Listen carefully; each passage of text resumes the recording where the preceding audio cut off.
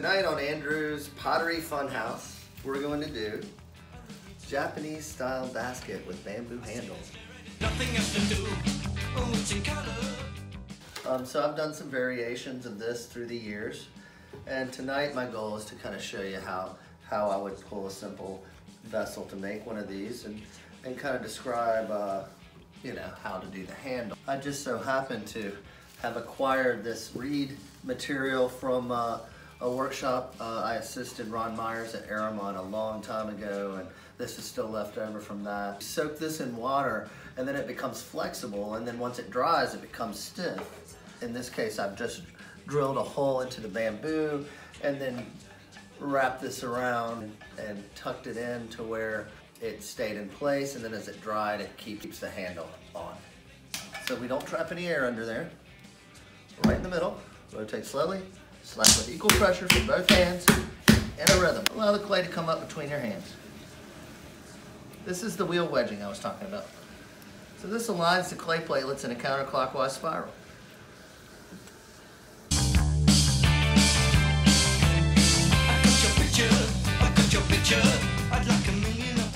So I kind of OCD on compressing the bottom. Now I'm going to do my pull. I use the most power at the beginning of the pull and then subsequently less as I come up the piece. If you use the same amount of power all the way up, the top's going to get a lot thinner. If you do an even pull, uneven clay will pull up to the top where you can cut it right off the top. But we'll do that later.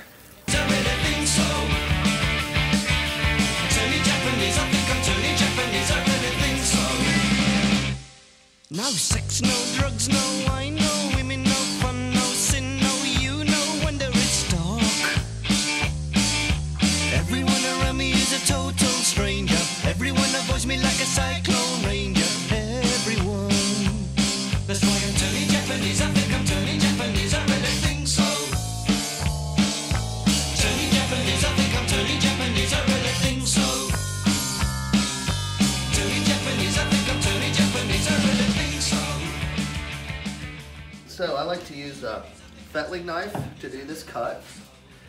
So one way to do this is to go ahead and make a couple of nicks. Kind of make sure you're doing about the same. And I'll come straight down.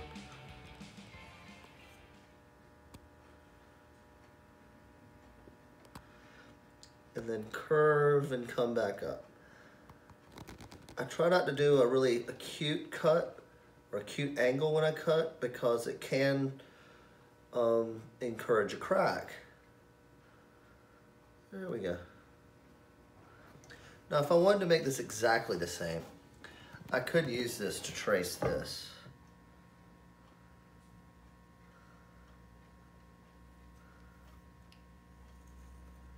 I'll trace that out. Use a needle tool and position it to use as a guide.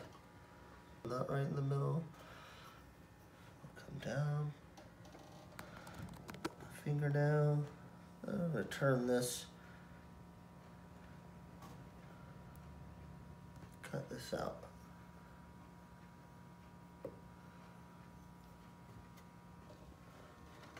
I'll come around here. There we go.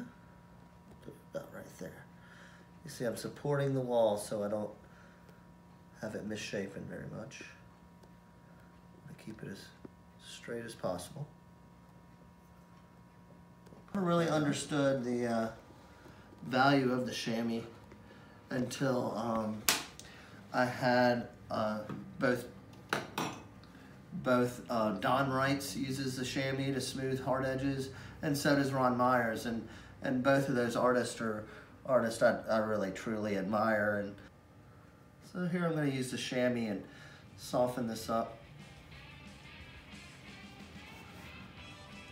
around that little edge. You don't want any really hard edges because they'll chip and they get sharper. You know, it's you're not trying to make like a guillotine here. You want it to be nice and smooth on those edges. So the next phase of this will be, of course, to let it firm up, and then I'll carve it and get this extra weight out of the bottom third of the pot here. So thanks for for joining us tonight, and we'll see you next time.